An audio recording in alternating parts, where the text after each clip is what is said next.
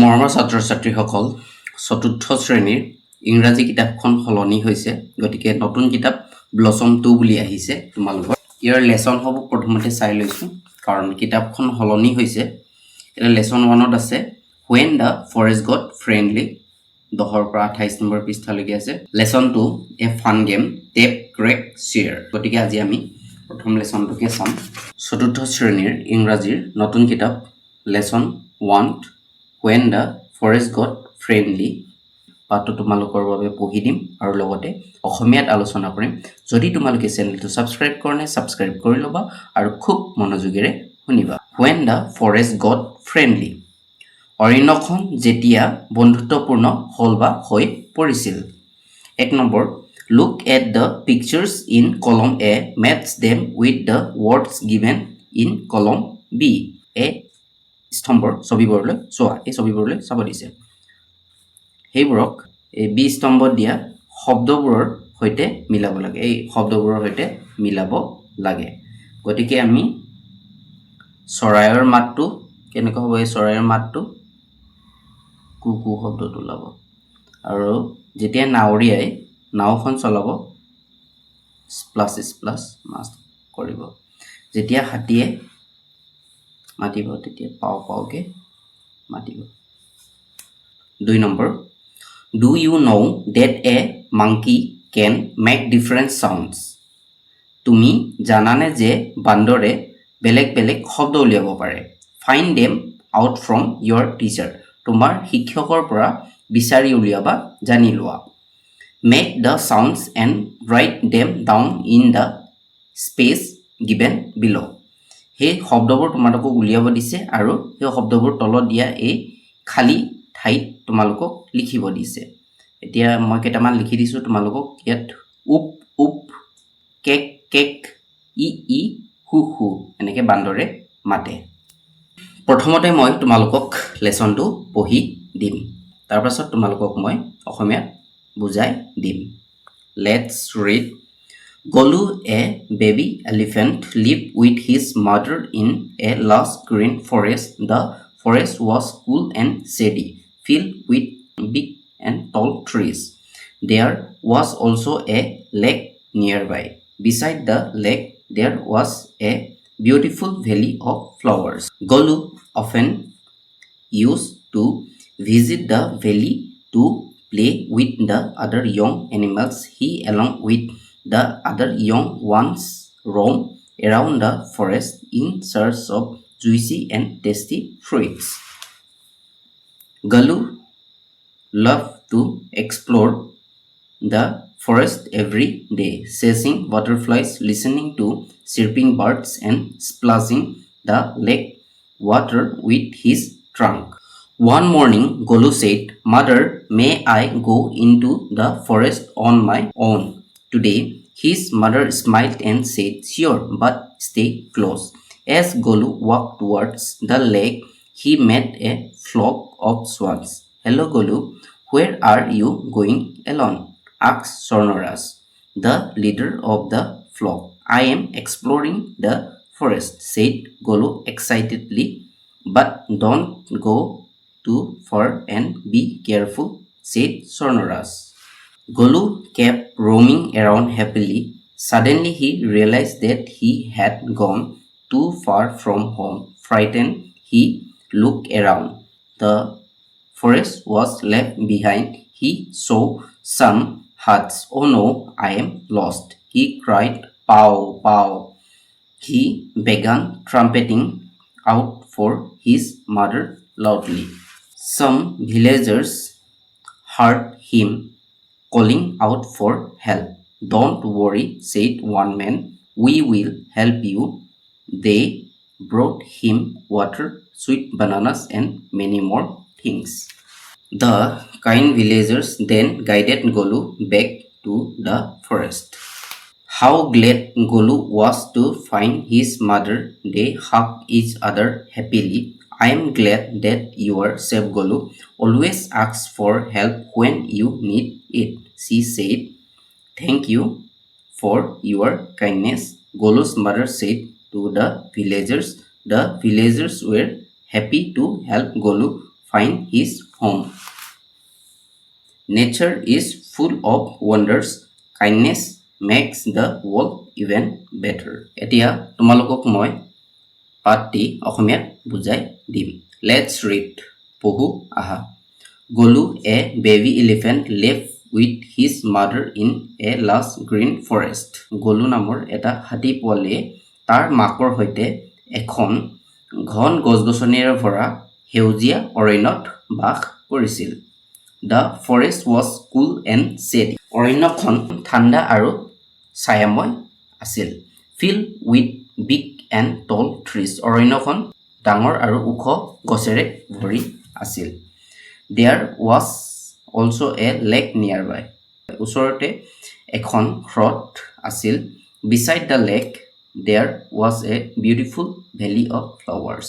হ্ৰদখনৰ কাষতে এখন ধুনীয়া ফুলৰ উপত্যকা আছিল. ইয়াত দেখিছা তোমালোকে ছবিত গলু আৰু তাৰ মাক, এই অৰণ্যখন আৰু এই কিনাৰতে আছে হ্ৰদখন, আৰু এই হ্ৰদখনৰ কিনাৰতে এই ধুনীয়া ফুলৰ উপত্যকাখন. Golu often used to visit the valley to play with the other young animals. Golu প্ৰায়ে আন পোৱালি জীৱ-জন্তুবোৰৰ সৈতে সেই উপত্যকালৈ খেলিবলৈ গৈছিল. He along with the other young ones roamed around the forest in search of juicy and tasty fruit. He লগতে আন পোৱালি জন্তুবোৰৰ সৈতে ৰখাল আৰু সোৱাদযুক্ত ফলৰ সন্ধানত বা বিচাৰি অৰণ্যত চাৰিওফালে ঘূৰিছিল. দেখিছা এই সৰু সৰু পোৱালি জন্তুবোৰ সিহঁতে মিলি অৰণ্য ৰখাল আৰু সোৱাদযুক্ত ফল বিচাৰি ফুৰিছিল. Golu loved to explore the forest every day. গলুৱে প্ৰতিদিনে অৰণ্যখনত নতুন নতুন ঠাই বা জেগাত ফুৰিবলৈ ভাল পাইছিল. Chasing butterflies, পখিলাৰ পিছে পিছে দৌৰা. Listening to chirping birds, চৰাইৰ মাত শুনা. And splashing the lake water with his trunk. আৰু তাৰ সুৰেৰে হ্ৰদৰ পানী ছটিয়াই গলুৱে ভাল পাইছিল. দেখিছে এই গলুৱে তাৰ সুৰেৰে এই পানী ছটিয়াই ভাল পাইছিল. One morning, Golu said, "Mother, may I go into the forest on my own today?" এদিনাখন ৰাতিপুৱা গলুৱে ক'লে, মা, মই আজি নিজে অৰণ্যলৈ যাব পাৰোঁনে বুলি সুধিলে. His mother smiled and said, তাৰ মাকে হাঁহিলে আৰু ক'লে, Sure, but stay close. নিশ্চয়, কিন্তু ওচৰতে থাকিবা বুলি ক'লে. As Golu walked towards the lake, he met a flock of swans. যেতিয়া গলুৱে হ্ৰদৰ ফালে আগবাঢ়ি গৈ আছিল, সি তাত এজাক ৰাজহাঁহ লগ পাইছিল.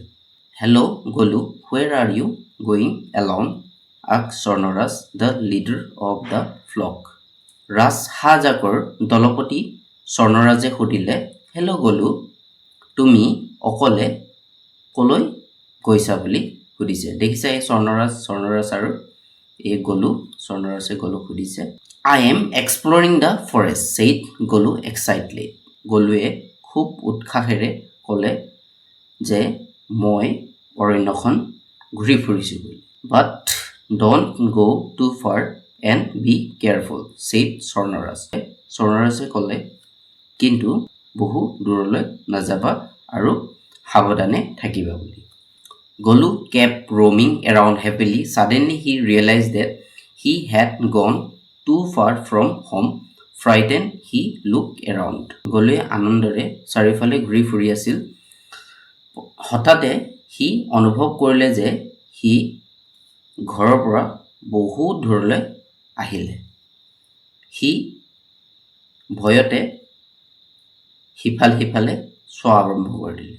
The forest was left behind.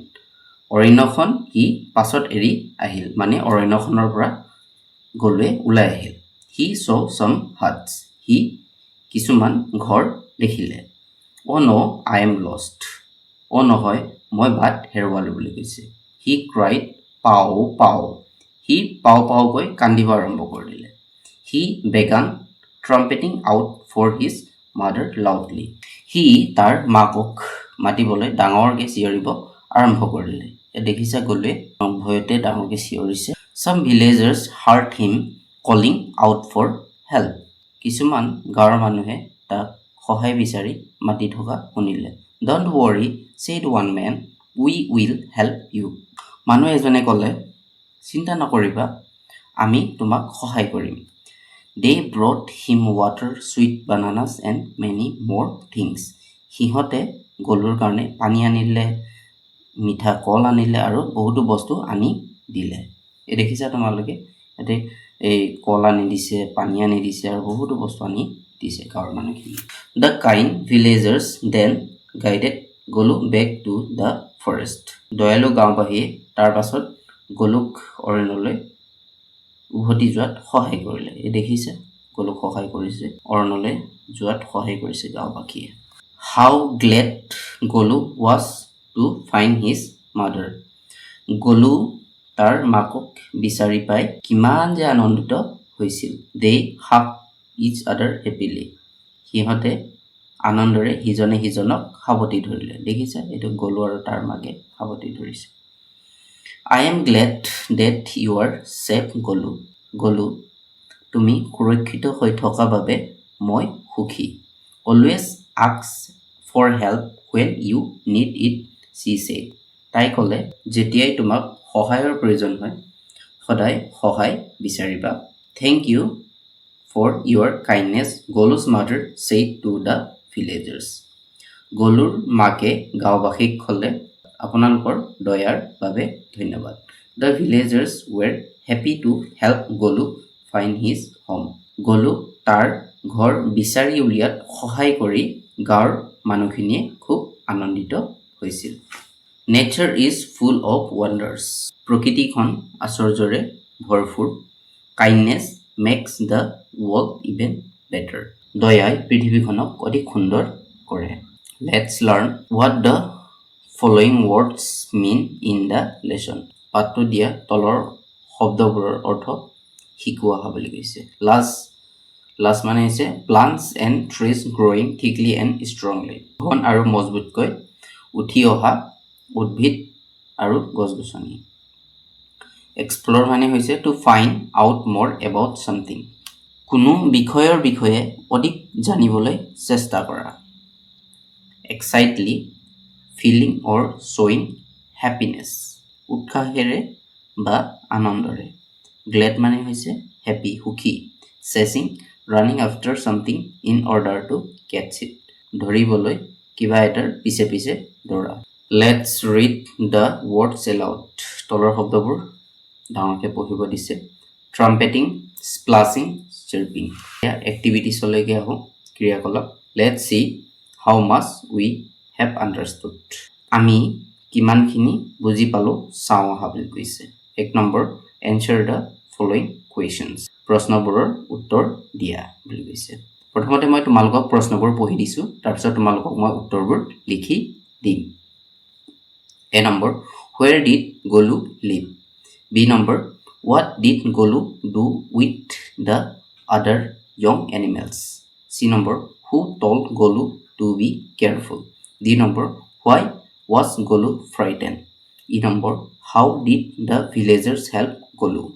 1 number A প্ৰশ্ন, where did গলু live? ইয়াৰ উত্তৰটো হ'ব গলু live in a large green forest with his mother. 1 number B প্ৰশ্ন, what did Golu do with the other young animals?